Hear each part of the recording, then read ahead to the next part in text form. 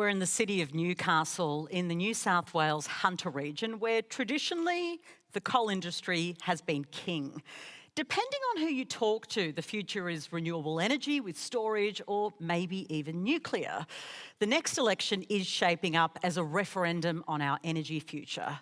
Tonight, we're broadcasting from the University of Newcastle's Conservatorium of Music. On the panel, Tim Ayres is a former union leader turned Assistant Minister for Trade and Manufacturing. Barnaby Joyce's seat of New England will incorporate part of this region at the next election. He's also the Shadow Minister for Veterans Affairs. Kate Carnell has had an extensive career in business and politics in the Liberal Party. And Dee Madigan is a political strategist and has worked on several Labor Party election campaigns. Welcome to Q&A.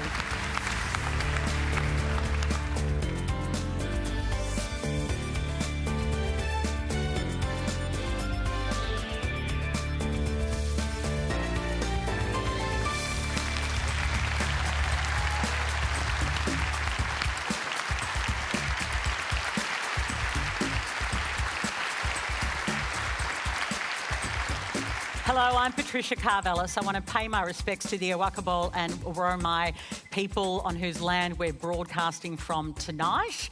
Remember, you can live stream us around the country on iView and all the socials. Quandra is the hashtag. Please get involved. Our first question tonight comes from Michael Gilray. Hi, Michael.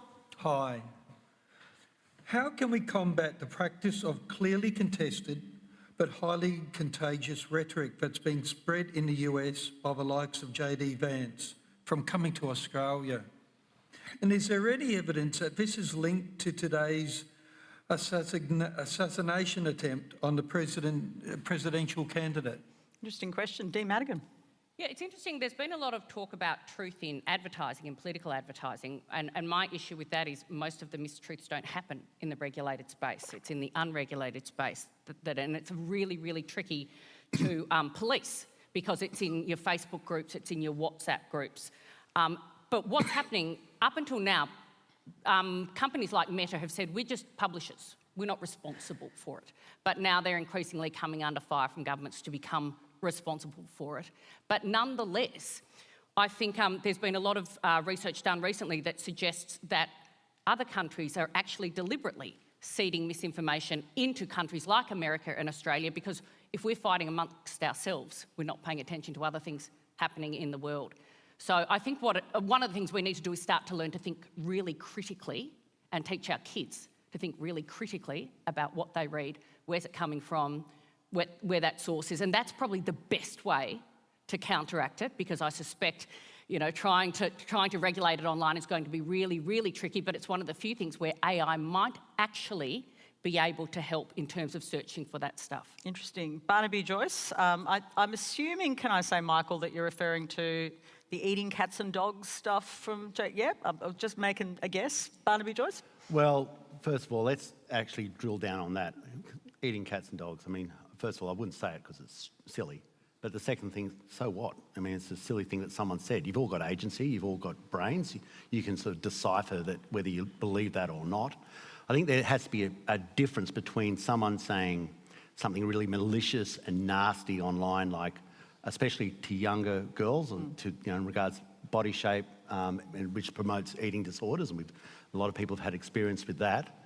And I believe that if you've got a role for AI, then it's deciphering that and pulling those sort of caustic, nasty comments that can come onto online platforms out. But the political debate, I think you've got to be really careful, because if there's ever a whiff that you're censoring the political debate, people will start throwing the whole lot out and saying, well, we're a cynic, that's the government, that's big state, basically ruling the debate. I will make the decision, I have agency. And on the final point, when someone goes to assassinate somebody, that's because they're bad. People kill other people because they're bad, and in 345 million people with high-powered rifles, yeah, you're trying it. But I don't think they're motivated by what's online. Otherwise, there'd be corrals of people doing it. I think we've got to really differentiate between bad people who always do bad things and whether we're going to accept a wide-ranging censorship of our whole nation. Well, the truth is we don't know what's motivated this person. Like, there are some reports, but it's still in its infancy, and, you know, it's all speculation from us this far away, right? Like realistically. But on that question, Barnaby, Joyce, JD Vance is the vice presidential nominee for the Republican Party. It's not just a throwaway comment to say that immigrants are eating their people's pets. But, I mean, look, you're a smart person. These people are smart people. You go, yeah, well, that makes sense. Or you go, what? But people believe it, don't they? In Springfield, people reacted to it and started attacking the migrants based on this misinformation. I think that's where it's dangerous. Well, there were threats, absolutely. Okay. Look, I think one of the greatest problems here are people's mental health generally.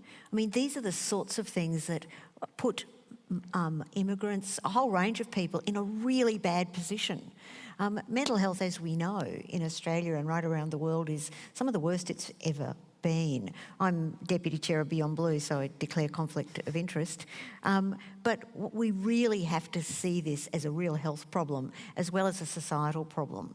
It's really easy in the media generally to pander to prejudice, to go down the path of making people who have some pretty weird views feel like their views aren't that weird, or that their approach to dealing with other humans is reasonable. We can't let our kids think that's normal. And we certainly, as Barnaby said, got to make sure that our kids understand some of the things that happen on social media, particularly about mental health, about body shape, about eating disorders. It's not okay, and it's really, really dangerous. You know, 1 in 20 young people with an eating disorder die. It's not a minor problem. This is real. Tim? It certainly is a serious problem. And the first thing to say about this assassination attempt in the United States, as Patricia says, we don't know a lot of the detail. But we do know that in Australia, the ASIO Director General has said that the threat level has been elevated in Australia, in part because of the extreme discourse that there is out there on social media. Like that matters. What politicians say and the kind of language that they use. We have all of us a responsibility, I think, to dial it down a little bit. Some of the extreme rhetoric that is used out there is a problem, and it's a threat to our democracy. I think Dee's right.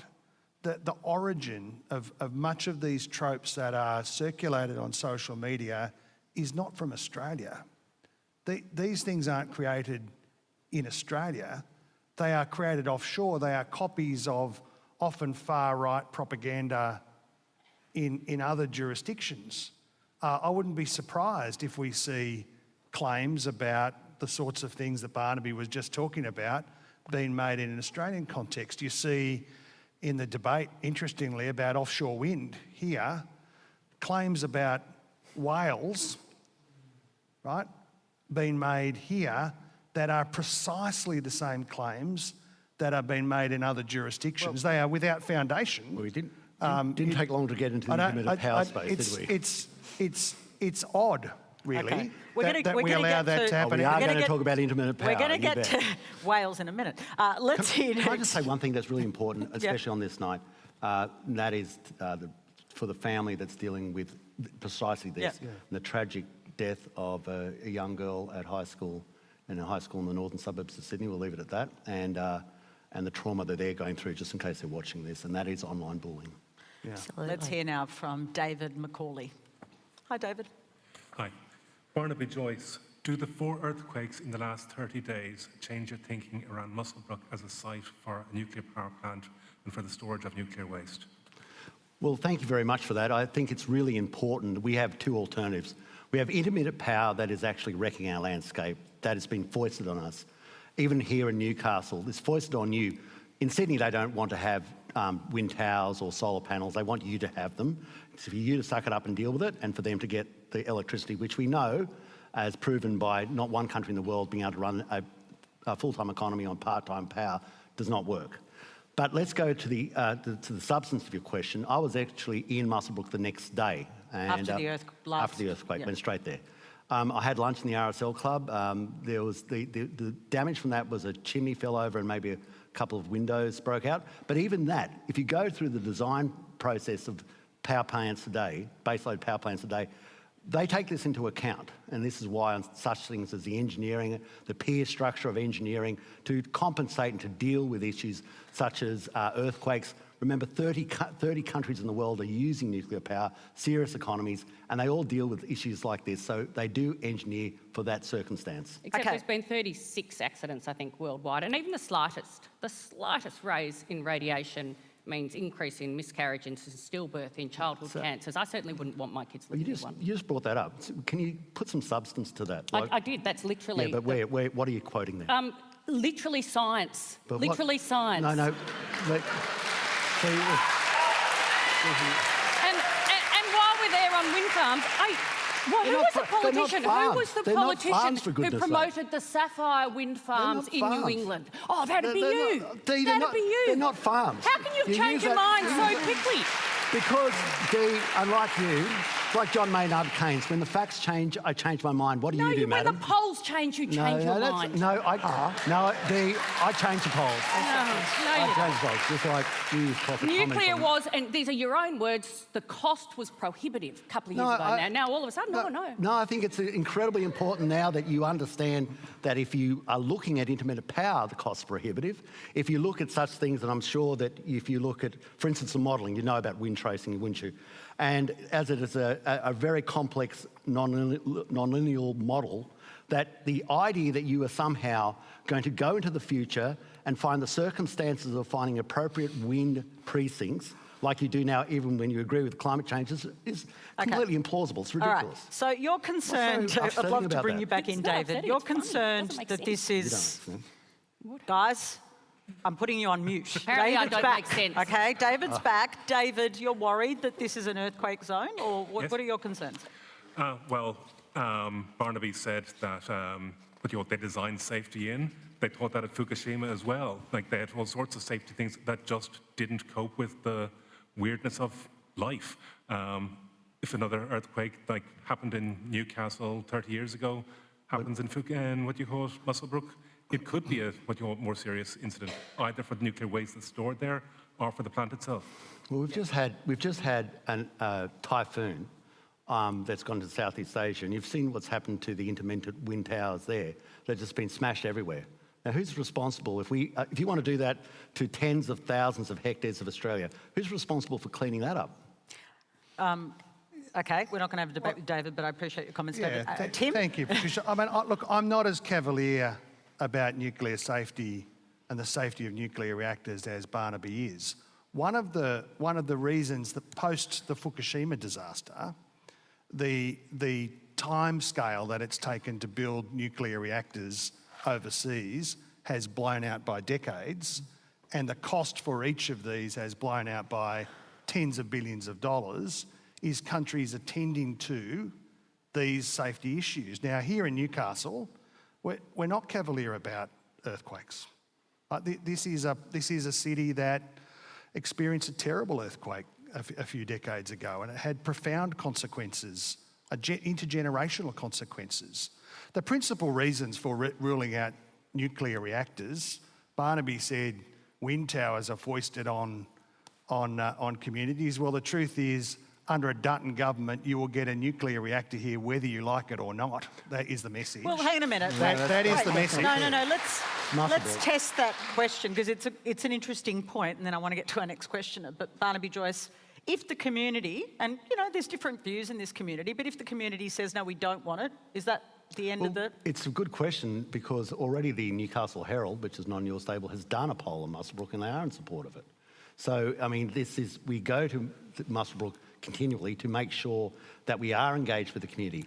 We have a high power literacy there with boilermakers, fitters and turners, electricians. But if they were to say no, would you listen? I think what you'll find, of course we will, and I think what you'll find in the future is, and we've already seen it in places such as Rockhampton, where they say, well, why aren't we at Stanwell a site for a nuclear power plant? The idea that you're going to have $5 or $6 billion invested in your community is not necessarily something that people are adverse to. When they see the jobs that come with it, they want it. And of course, the alternative is to have swindle factories. Intermittent power. Okay, just wait a minute, Kate Carnell. Can I just probably take it back if this was 20 years ago and we were looking at baseload power, nuclear is a great option. It costs a lot to build, but once you've built it, it is incredibly cheap and and carbon neutral. So fantastic.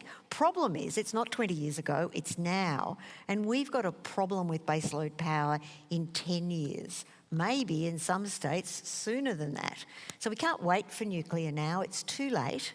I think it is good. The problem is we didn't do it 20 years ago. It will cost $600 billion and not be operational for 20 years and supply 3.7% of the grid. What but about what the it Net shows Zero Australia is report? That's we've got to 1.7 have trillion. another option for baseload power, and it's got to be gas. All right, I want to bring in Miles Punch now, if I can. Hi, Miles.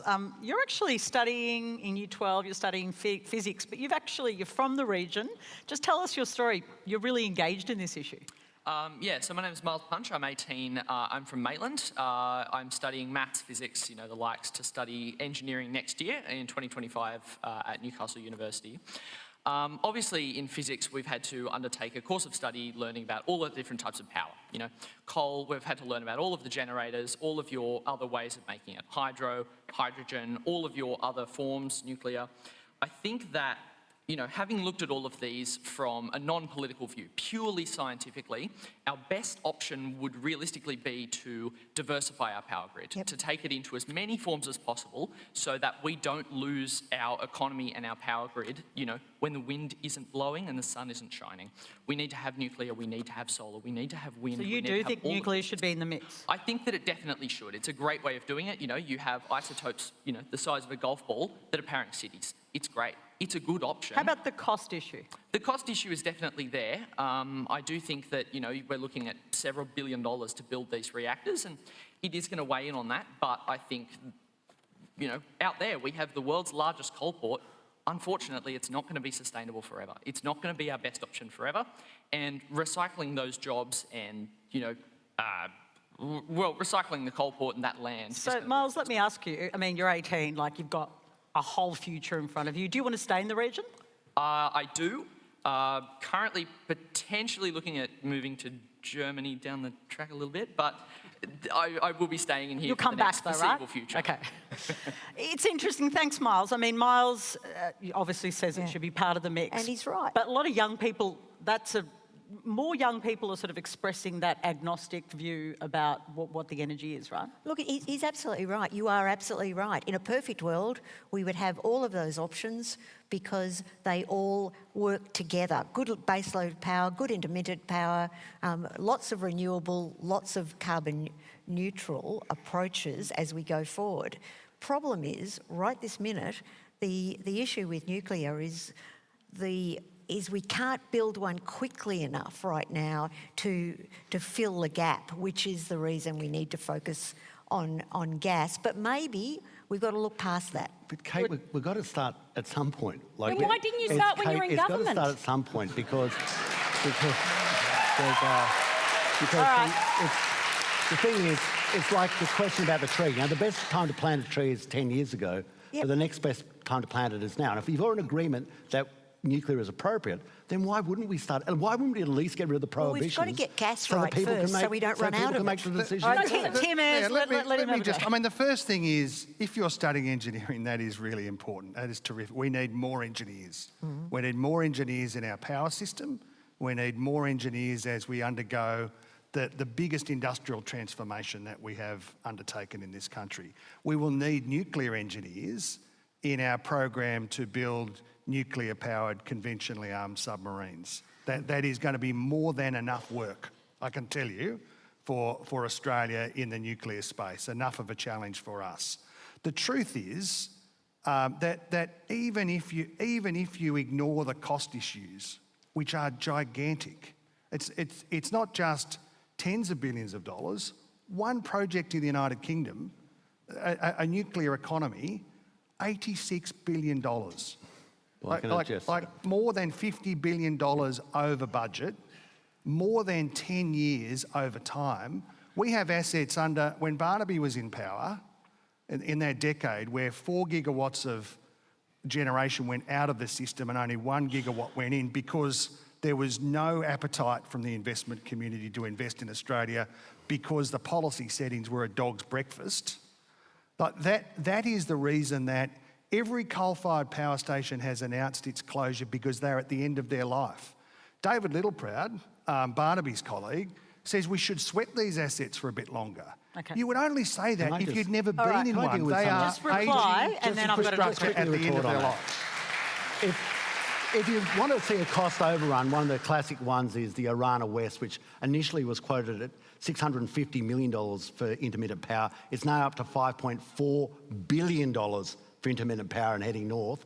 When we look at what Tim just quoted, I understand if you've got a one-off new type of nuclear reactor, then you're going to have a whole heap of latent costs. So you can see there have been big blowouts, But right? if you build designed, proven nuclear reactors like you see in Korea, Japan, Hitachi, then you take away that risk. And I'm not saying small modular reactors, because you're right, they haven't built them yet. But if you take the design principles of ones that are operational now, it's a completely different equation. all right. But also the price in England, the English have 15% nuclear power. They pay more for their power than we do. It does not bring down prices. And the French pay more. Ontario's half our price. And the French pay Ontario's more. half our power. The other thing that people don't talk about is power. those countries don't have the amount of solar radiation we have. We have the most solar radiation in the world. And in just 2 years, with a government that actually invests in renewables, we've gone to 40%. We are at 40% renewable, and the batteries now Our power have price is going through the roof. It's not going through the floor, it's going through the roof. The batteries have outpaced all expectation. They can now hold last for so hours, much more. And the reason not weeks. power has gone through the roof is because we've had a government that didn't invest in renewables for 10 years. Okay, but Dee, we need the batteries won't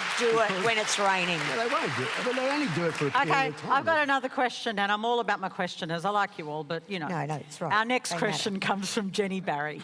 Hi, Jenny. Now, before you start, Jenny, you're a Liberal councillor on the local council, and you've just run for re-election again, right? Yes, I'm Jenny today, but hopefully in about a week I'll be Councillor Jenny as I was on Friday. All right, Jenny, take it away. What plans do the governments have to replace the millions of dollars from coal royalties from the hard-working people in the Hunter Valley who rely on the mining jobs and associated small businesses who rely on mining associated income? Tim. Well, the first thing to say, Jenny, is it's a terrific thing and a tough thing to do to run in local government elections. And local government is really important. The coal royalties are just a small part of the picture, really. That is that they are paid to state governments, not to the Commonwealth government. The truth is that there is still a market for coal overseas. Newcastle coal will continue, Hunter Valley coal will continue to be exported for quite some time. But you're right, 97% of our trading partners have signed up to net zero objectives. The demand for coal will disappear over time. Fortunately for Australia, we have all of the minerals that are required for this industrial transformation in vast quantities under our ground. And above the ground, we have the world's best solar and wind resources. That is why the government's Future Made in Australia agenda is there, to make sure that not only are we supplying critical minerals, our iron ore, our other minerals to our partners around the world, but also that we're processing and transforming those minerals here in Australia to create manufacturing jobs here in Australia, all of which will be in the regions, great industrial regions like this region, that's never been just about coal. Energy is critical for the Hunter. But this is a great industrial and engineering region, and it is poised, if it's got a government that stands for manufacturing workers, stands for manufacturing investment, All right, Tim, I'm winding you up then we'll because I want do to very go back well to here. Jenny. And Jenny, so that's the government's response to doesn't work for It's you? the Commonwealth government and the state government of New South Wales that has millions and millions and millions of dollars of coal royalties. Am I correct? And they build hospitals, they build schools. Where's that money going to come from? You're right. In fact, the GST, of course, that's associated with all the peripheral things that go around coal mining, goes to the Commonwealth and back to the States. One of the biggest corporate taxpayers is the coal industry, which obviously goes to hospitals.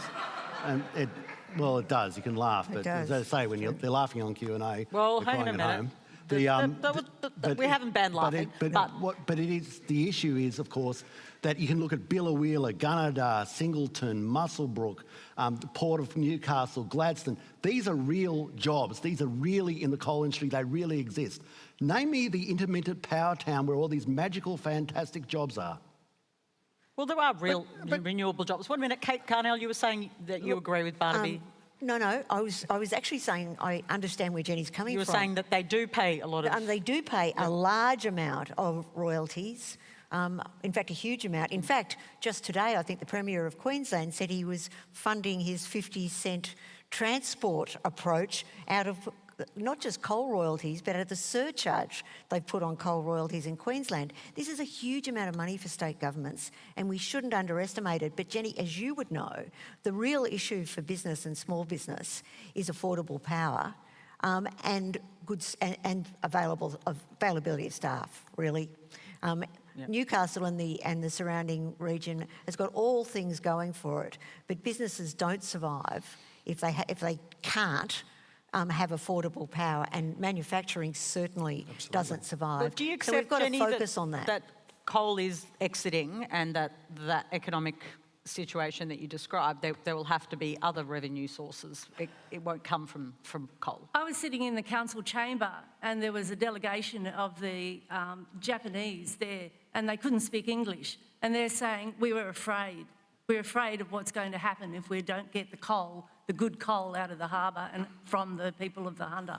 So, I mean, there's laughing people here, but the people that are the rising tide, that they stop the cruise ship and tourism, do they go home and do they power up a mobile phone into a socket? You know, it's laughable, but who's looking after the people of the Hunter and their let jobs? me be really clear about this issue.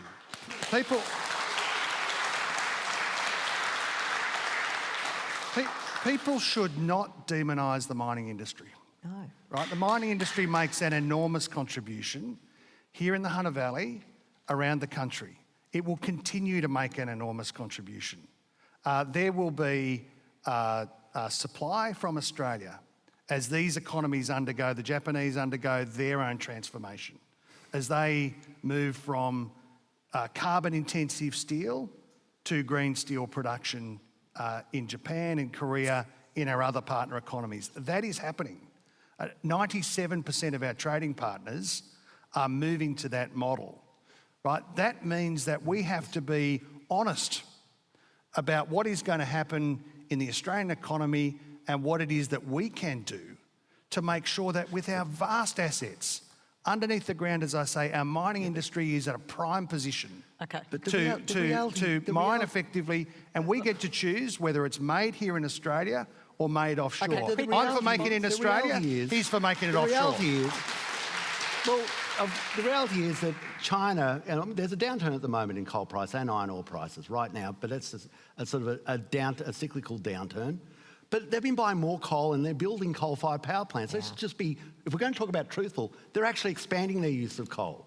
And so if we're waiting for Australia to stop exporting coal whilst the rest of the world is using it, you're going to be waiting an awful long while because the rest of the world is using it.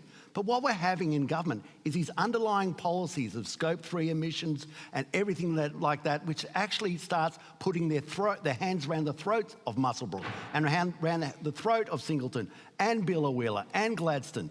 And if we say that we're going to go out of coal, you've got to come up with some alternative that goes on the boat to take the place of coal, because look what you wear, your phones, your car, your fuel, it all comes in from overseas. And for terms of trade to work, for your money to be worth anything, something has to go on a boat in the other direction. Okay, but if you take away these major exports, nothing turns up. Barnaby, it's just phrase. I mean, the reason we are decarbonising, right? I accept your point about other countries, but the reason we're decarbonising is we accept that there's a climate issue, there's a climate change issue in the world, and we've signed on. Tim just said that we're going to keep exporting while the rest of the world wants it. And of course, the rest of the world keeps wanting it. Do you accept that you need to get to net zero by 2050?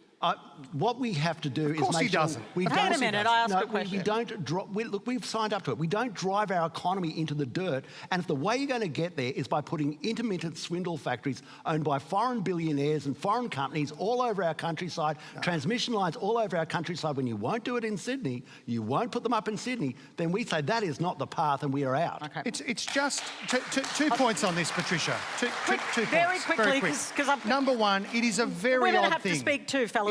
It is a very odd thing to have a former Deputy Prime Minister from one of the regions going around and trying to cause disinvestment in the regions. Do you believe in independent power? in the electricity generation sector? Do you believe in Number what they're doing two, to us? Do you believe in what they're doing off Port it's Stephens? utterly disrespectful to support go what's happening to off Port working Stephens? communities and make Do you facts support what's up happening off Port and to Stephens? create an alternative reality. Do you But the support truth what's is happening off Port Stephens? Do you support that independent? Do you support it? It Yes is, or no? It is going to create 3,000 jobs in construction, So 1,000 he jobs wants it. in maintenance and Welcome operations. Port Stephens, it's on It its will- way. It will Hold on, create. there was an election it last will weekend create- that was supposed to be a referendum on Sorry, wind we're just going to farms. talk here. There was Yep. a referendum on the weekend that was supposed to be a referendum on wind farms in Port Stephens. Who won? Oh, Labor. Kate Carnell's. Sorry. Kate Carnell's got the talking stick yet, Kate? Look, what Tim said is absolutely right. This area produces really high quality coal. We will continue to export it while there are people who are buying it. Barnaby's right that coal-fired power stations are still being built right around the world. In a lot of our trading partners, people want high quality coal, high quality affordable coal, because we do it very well in this part of the world. We will continue to export it. There is no doubt about that. Tim made the point, and that's what we'll do. We also, at the same time, will move to affordable power in this part of the world, which is based upon renewables, but with affordable baseload. I mean, that's the answer. And there's a lot of jobs in renewables that we Where? haven't talked about. 330,000 Where are solar they? panels were put up on Sydney houses last They're year. made overseas, Just Dee. let Dee Look, speak. No, so there are hundreds of thousands of dollars in the renewable industry. Where are they made? Well, what do you China. mean, where are they made? Where? A lot What of them are country? made here. What- No. What you'd like to see is uranium mined here, and who makes money from that? They're made All right, overseas. Gina. They're made overseas. Ooh, you're nasty. All right, Nasty, let's aren't you? hear Like your emails. from our... Like your posts. emails. Well, I knew I'd get to Newcastle and it would be a riveting evening. Quite feisty, isn't it? Let's hear now from Sam Meller. Hi, Sam. Hi there. I work for Beyond Zero Emissions, and I work with a lot of businesses that want renewable energy faster than it's being delivered. What can we do to deliver renewable energy and storage at the scale and speed that is required and benefit the impacted communities? Yeah.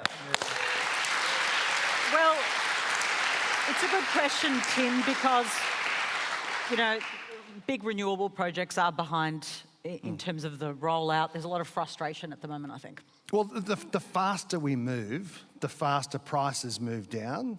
The faster prices come down and the faster we move into an economy that is powered by the cheapest, most reliable form of energy, that brings manufacturing jobs onshore. Now, there's an enormous difference between the highly charged rhetoric that Barnaby engages in on these questions. Being cheap is not correct. And not the what is cheapest. actually going on, not just in the Hunter Valley, but in his own electorate. See, I grew up there. I spend a lot of time there. I talk to businesses. Your office is in Redfern. And to firms that are engaged in the new economy in that renewable energy zone that Barnaby used to celebrate. Now, your office is now in they are Redfern. getting on You're with an the job. accountant from They are Riverview. getting on with the job. I know your And communities working hard together to produce better outcomes for landholders so that there's more agreement and faster agreement. We need to get better at that. That's a But farce. there That's is, exactly there is what's also, not happening. I was in It was Uralla the not other happening. day. You should come to the meetings a with me. 400 megawatt solar This facility. is crazy. They're just running over the top of it. Sheep all over the facility. All over. A fantastic example This of is agriculture not the truth. and the renewable energy industry working assure you of together. one thing, if you know Well, let it him is providing finish. Let him power finish. for happening Queensland there. and It for is New not South Let him Wales. finish. There is not the And community it's engagement. clear. There's just it's not. clear that communities are working together while right-wing politicians like communities Barnaby are getting run over. trying Okay, just wandering around the country Wait, looking Tim, for a there fight. are some communities who have said they're unhappy, right? Where? Sure. We need to get better. We need to get Kate, better at I'd doing love that. to bring That's you in right. here because there is, again, I love the way Kate said, he's a bit right and he's a bit right. Kate's... so it's true, isn't it, that Yeah. there are communities that are unhappy, but to say, Barnaby, that, you know, It's this is crazy. just a fraud it's is fallacious, perhaps... like the rest of what he says. It's fallacious. They're that's not happy. That's not... Some communities want it. Which And look, one? most Well, let's hear communities from Kate. want renewable at some level, but they also want affordable power that happens when you turn on the light switch. The comment that you made was about storage, and we're still a bit of a mile away from storage that's actually useful in the space. The thing that would change the world, you know, all of these things would go away if battery technology actually ended up being a whole heap better, but we're not there yet, not even close really. So there's the challenge. We've also got to be able to transmit renewable energy, and that's where the system's failing really quite badly. Patricia- And it's costing a lot, and it's really slow. Lots of solar panels made in China, and we'd like to make them in Australia, but lots of solar panels made in... But is it competitive to make them in Australia? No. Well, that's... No, it's Probably not. Well, the Productivity power Commission prices are has high. raised No, it. But this is the story. Always the answer from the Liberals and the Nationals is Australians can't do it, right? Australians can't do it. Productivity The truth Commission. is, we invented every single solar panel that there is around the world has got Australian IP in it. The next generation of Well, it's about more the cost, efficient though. solar Just panels. like you raised But these it's not issues a- around nuclear being too Sure. expensive. Cost does matter. It's not a good thing for Australia's future energy security to have 90% of the world's solar panels made in one jurisdiction. He's It right is a on that, national because security that's- and yeah. economic I resilience understand issue. that argument. That's Sam- why we're going to build them in Newcastle. Sam, what are you frustrated by? I just want to talk more about the community benefits of renewable energy in the regions. I can give you a couple of good examples. There is a project that Squadron's working on in the Dubbo LGA, and Squadron has actually paid for a large water recycling plant that essentially doubles Dubbo's water, and it's a drought-stricken region. So by recycling that water, they can use that water to make the cement for the wind turbine bases, but they're also leaving a lasting legacy that will benefit Dubbo into the future. There's those kind of opportunities. There's a company I'm involved with in Western Australia called Pilbara Solar, and they try and get Aboriginal ownership in renewable energy assets. So traditional owners can have an income stream over time while the renewable energy asset is generated. So they're the kind of benefits that Okay, so regional there are communities can real have. things happening If on the we- ground. Look, can I just do one thing that's really important there? If the government believed in the sort of the electric efficacy of this and the climatic virtue of it, then surely the government would underwrite their dismantling and the rehabilitation of the land sites like they do with the coal mining, right? Now, what we have seen, though, is that you said the legacy for regional areas is going to be an obsolete piece of capital that is rusting in a paddock that no one has the capacity to pull down. Even the government's ombudsman, Andrew Dyer, said the price of dismantling and removing one is $600,000. So which farmer, if he's got 10 of them on his place, is going to have $6 million to take these things away? Then if the government should put their money where their mouth is and say, we believe this is virtuous, so if the proponent disappears, flips the company, disappears into China or Nigeria or to Shanghai or wherever. Okay, so let me just ask the government will while they're here. underwrite Would you removing underwrite them. them? Well, Yes or no? Because I've got to move to the next If it costs that question. amount of money, I'll eat my hat. Right, Well, it's your own ombudsman you that are said making that up. You are making No, that up. no, it's not. The question, there's a million reasons in Barnaby's world why we can't proceed with renewable energy. Always a million reasons. But it is not a matter of virtue. It is not a matter of If virtue. it's not What that it much, is, then you it's have a no matter problems of underwriting their national removal. economic resilience, Well, why don't you future underwrite them? competitiveness, and whether or not we're going to be able to take Why don't advantage you underwrite the of removal? the All right. enormous national assets Thanks that we for have. watching Q&A. We are broadcasting from Newcastle with Kate Carnell, Tim Ayres, Barnaby Joyce and Dee Madigan. Our next question comes from Carly Crispin. Hi, Carly. Hello. My question is directed to the Honourable Barnaby Joyce.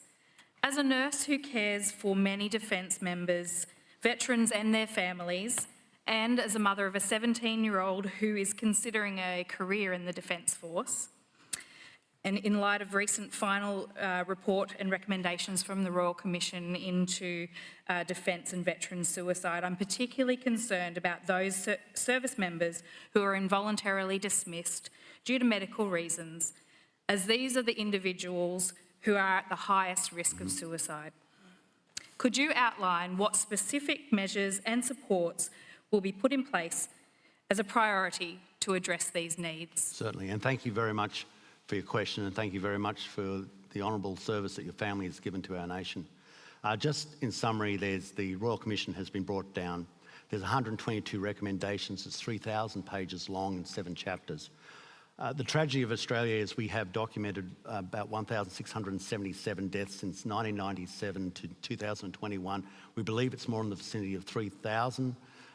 So that there's the tragedy, and this is something that I will be working in a bipartisan way to expedite this process, make it as quickly as possible, because despite Tim and I's differences on so many issues, we do not want one more person to die. That is our goal. And part of that process is to straight away get a streamlining of the Act. We've had the backlog. You've got MERCA, DERCA and VEA. My family has all been, both my grandfathers served, my father served, and I was in the reserves, which I believe is not as much, but I'm very aware of the military life. And to streamline those acts, to get the processing done quicker. Within those 122 recommendations, there's a whole raft of recommendations I won't go through and sort of in seriatim that address that. But even that, we've got the Senate report coming down. I think it's coming down on October the 3rd, Tim. That will allow people even more capacity to have input into this process. And then you will see the government do what it's supposed to do and opposition do what it's supposed to do and work very closely to get this thing through as quickly as possible. And if we need to fix things up, we will. Okay. We actually know what the answer is, though.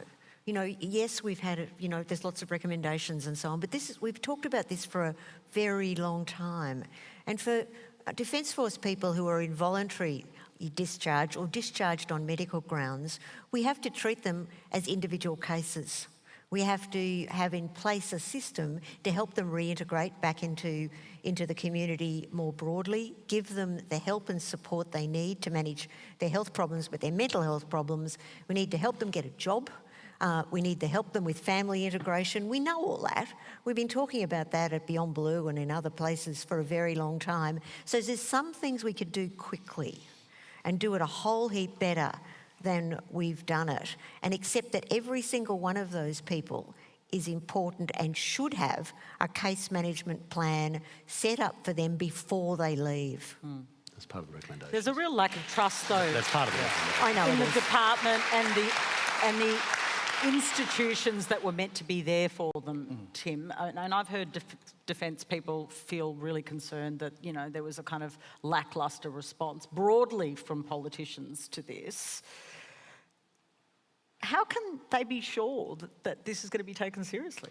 Well, I've seen that lack of trust too. I mean, Yeah. I sat in defence estimates and DVA estimates when I was on the backbench in opposition, working through those issues and listening to families about these questions. I suspect there's an enormous amount of agreement across the parliament about these questions. I think that this Royal Commission is a really important piece of work, I'm proud of the work that the government has done so far, actioning all of the interim recommendations, restaffing the Department of Veterans Affairs so that there's more people directly employed who can deal with the individual issues that people bring. Exactly like Kate says, we have to treat every single person as an individual with individual needs, but I also accept that there's a lot of work to do to improve the system, and I want veterans and families to feel confident that that is what the government is going to do. I accept that the only way we will build that confidence is by working one step at a time to steadily implement those recommendations and to deliver for veterans and their families, and work with Defence to make sure that the experience of young men and women like potentially your kid. Yeah, Carly, have do you have a feel good confident experience hearing working in these defence. responses? I'm not sure. What are No, you I worried don't about? feel confident. I'm scared. Yeah. What are you scared about? Other than the real risk of deployment overseas, etc., it's the culture within the culture, the yep. military and the fact that our men and women can't speak up when they're injured and they're not taken care of. It's just a whole, just a huge cultural thing that just needs to be changed. Dee? And we've been talking about it for 10 years or longer, about the culture, and still haven't no nailed it. action. But also the fact that we've known World War I, you know, how much soldiers suffered psychologically when they came back. World War II, Vietnam War. The fact that we're still struggling with how to treat, you know, returned soldiers or people who've served is a real concern. Now, if this discussion has raised any difficulties for you or anyone you know, please reach out. One of the numbers on the screen right now, and there is help there for you. Next is a question from Heather Malone. Hello, my question tonight is in view of the recent aged care reforms that have been released to the public. Why is it that people like my husband and I, who will be self-funded retirees, but only just, we will have to pay so much extra than people who are on the pension? We're going to miss out on the pension. We've paid taxes all our lives and we don't have huge incomes, but we have saved hard so that we are on our super pensions, and that will be it. Thanks for that question from Heather. I mean, that is a concern. Heather is actually right. These changes need to happen. We do need to put more money into aged care and pay more in aged care. We have an ageing population. The number of people aged 85 or older is going to triple. We've got all these baby boomers like me coming through, getting older. It's a real problem. So it was great to see both sides of politics come together and come up with a bill that is supported by both sides. Needs to happen. That said, Heather's problem is very real. Everyone will pay more. I think pensioners will, 3 out of 10 will pay some more, 7 out of 10 for part pensioners. But the people who will do really badly are self-funded retirees that are right on the edge, like Heather. And I think that's something, when you look at this bill in committee and so on, you really need to look at the transition, because not everybody who's a self-funded retiree is rich. In fact, lots aren't. But it's interesting with superannuation. I think people have got in the habit of thinking of superannuation as something that's to be left to their children. And the whole point of superannuation was that it is to pay for your retirement, if you like. And we do need to get better at drawing down on it, because we are an ageing population and it's going to sort of destroy us economically unless we start to rethink about how we, It's absolutely true, but think about from Heather's perspective, she's just looking at retirement. They're right on the edge. They've potentially got 20 years, 25 years potentially. So if aged care ends up costing significantly more for her, we've got to be focused on what that means. We want Heather and her partner to stay at home. Absolutely. If they want to age at home, if they want to die at home, then we've got to have a system that works. This bill goes a long way to achieving that. It's a good bill. The problem is there's some people like Heather that are could be in a bad spot. Can I say, Dee, there's obviously a deal between the two major parties on this, and that was quite a moment. Like, we don't often see moments like that, Dee. But I was just thinking about the counterfactual. If that deal hadn't been done, would this be possible for any government to really announce without a massive campaign against it? Yeah, no, because the fear campaign, we know in that, particularly that demographic, works well and easily, even if it's not based on any truth at all. So it was very, very helpful that it became there are some bipartisan. truths here. People like Heather will have to pay more, and right? I think Kate's more. point is that when there are estimates and committees about this, there will no doubt be some tweaking on the sides. That's kind of the whole point of this, and it's about listening to people in that margin, but we do have to do something about it. And can I just give a shout out to Annika Wells, who I think has done an extraordinary job on this. Barnaby, Joyce, are you comfortable with it? You've got lots of self-funded retirees who support you. But, this is the part that maybe that when people see it, they don't like it. When they don't see it, they say we should do more of it. And that is work together for an outcome. I think it's great when you guys work together. Yeah, for us, we had a dilemma. I know full well that a lot of people are bitterly upset that they have to pay more and accept that. I don't agree with the idea that if you save, you shouldn't be able to hand that over to your children. I think if you save, that's a sacrifice you made that you should if you can. But in regional areas, we've got a lot of community-based aged care. These are not not-for-profits. They're run by the local people in the community. And they just said to us, well, if we don't get the uplift factor, if we don't get more money, we're just shutting down. Absolutely. And where are your people going to go then? They can't fit into palliative care at Tamworth-based hospital. It's not possible for them to go back to home. We're on the absolute horns of a dilemma. We have to find a solution, and we have to suck up the political blowback that's going to come our way because of it, because that's ultimately... Do you expect there to be political... Yeah, of course. What's going to happen? What do you expect? Well, people are going to... No one's going to say that if they're having to pay more than they otherwise would, that they're not unhappy about that. And I understand that completely, and we've got to accept that. We've got to accept that. But we've got to be responsible as possible parties that actually do have to run Australia, rather than just commenting on about running Australia. And right at the you moment, actually have to make hard decisions. This was a hard decision, and we made it. Barnaby, right at the moment, as both of you know, we've got more aged care beds closing than opening. Yeah. And we've got an ageing population because not enough money is flowing back into the system. Which is just unbelievable. Yeah. Our next question comes from Megan West. Hi, Megan. Hi, how are you going? Great. Look, I just want to preface this by, it's a question about small business. I'm not a small business owner. I'm a proud public school teacher, but I'm a lover of small business. So my question is, with the decline of major manufacturing industries in the Hunter, how can local, small, innovative businesses compete with large corporations and offshore manufacturing? Tim Ayres. Okay, it's a great question. I was here last week, I think it was, with about 120 of the supply chain engineering companies here in the Hunter. People talk down Australian manufacturing. I mean, the truth is, Future Made in Australia means more opportunities for manufacturing here in Australia. It is the biggest pro-manufacturing package in Australian history, and these were small and medium enterprises that have great capability who are interested in how they can participate, how we can work with them to drive stronger Australian local content in these big manufacturing builds. Offshore wind in the Hunter will mean 3,000 jobs in construction. What I want to see is more jobs go down through the supply chain so we create opportunities for manufacturing excellence here in the Hunter. It will be 1,000 jobs in maintenance and operations. I want to make sure that those jobs are driven into the local supply chain here. It will create opportunities because it will generate 100% green energy for big anchor manufacturers in the Hunter like Tomago Aluminium and others, but it will also mean that we've got low-cost energy here in the Hunter to drag more manufacturing opportunities here.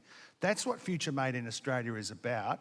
It's about the big anchor investments in our future manufacturing so that our commodities are processed here and not overseas. Right. But it's also about driving opportunities for small business. Okay, I chair the Australian Made campaign. So one of the things we can all do is buy Australian made product. But the stuff's got to get made to buy it. Yeah, but small businesses are making stuff locally. But what small business want is customers. They want local councils to source locally. They want state governments to source from Australian small businesses. Federal government, who's really bad at it, to actually buy from Australian businesses. They don't want handouts, they want customers. And there's some great ones in this region, like there's a guy, we are building an off-the-grid house, Barnaby will hate it, and it's going to charge my fully electric car, he's going to hate it as well.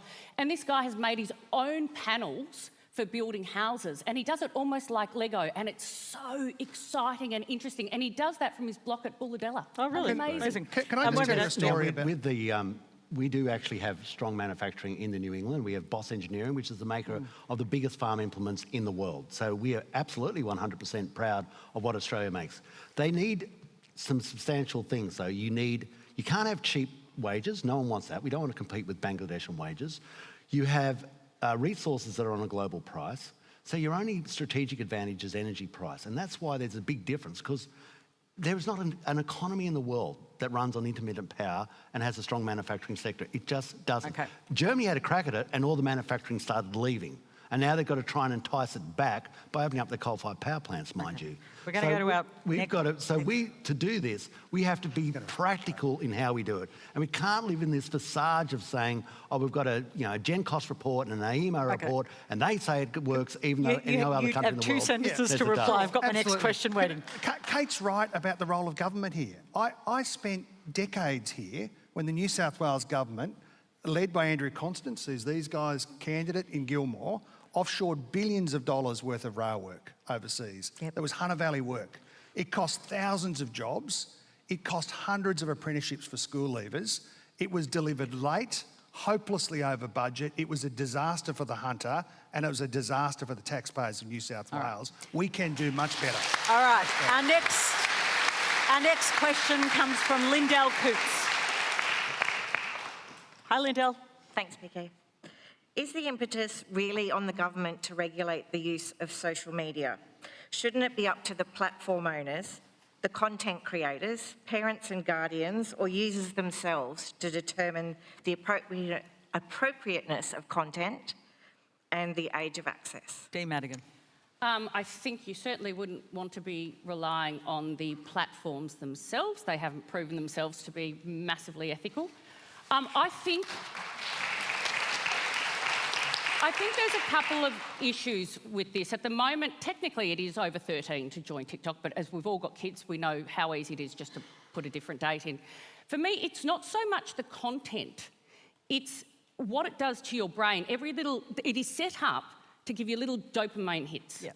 It's like pokies. And what we know, and I'm a mother of 3 teenagers and an ex-high school teacher, I know how teenage brains work. They're actually rewiring themselves during teenage years, and that's why it's so important to protect them during those years, and that's why we have things like drinking regulations, not under 18. So for me, it's not so much about the content as what the physical realities are of what it's doing to their brains, and we will not know the answers to that. So that's why I think at least starting this conversation about stopping kids going on social media is a really, really important one. Even if they still need to access the internet, a lot of them are working, mine all have to, get a job at 14, they can access information, but I think social media and the way it's set up is possibly incredibly damaging. Until we really figure that out, I think it's a really good conversation. It's an interesting point you make. Beyond Blue and some of the major organisations are not so keen, though. That's actually not strictly true. Beyond Blue does believe we have to look seriously at an age limit, but this is mostly to empower parents. Gee whiz, it's hard to not let your kid have the smartphone when all of their friends do. And if you really empower parents to have the power to say, no, not happening, and their friends are getting the same message, it's a whole lot easier to do. But I do think some of the organisations have raised concerns about kids that are in minority groups. That's exactly right. Right? That's absolutely right. Kids that are in minority groups that are going to be disadvantaged by not having ability to build communities. To talk to each other, because that's how they operate. So we can't do this simply. And by the way, an awful lot of kids will just get around it. So we can't think legislation is somehow a cure-all for the problem here. Okay, our final question tonight comes from Sue Ellen Deakin. Good evening. As an avid watcher of Parliament, why are the majority of politicians on their mobile phones?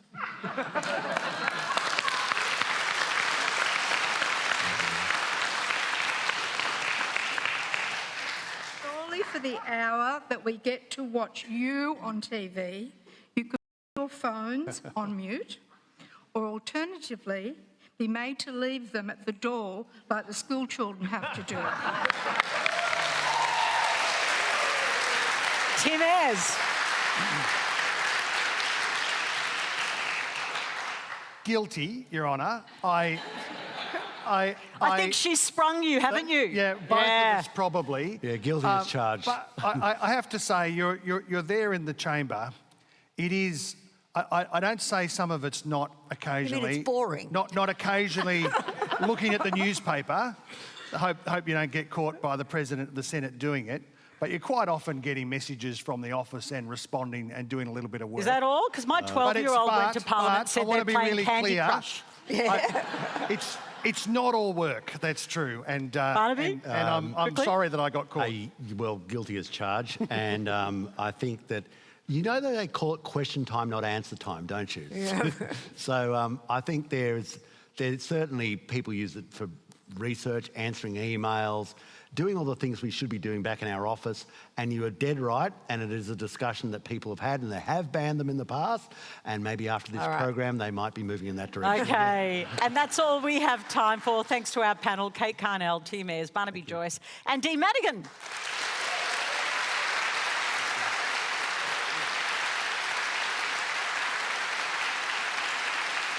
Now, Q&A is taking a couple of weeks break, but we will be back on air on October the 21st. Our first show is from Brisbane. I can't wait to meet you again. Thanks to the University of Newcastle for having us at the Conservatorium of Music tonight. I hope you have a great night.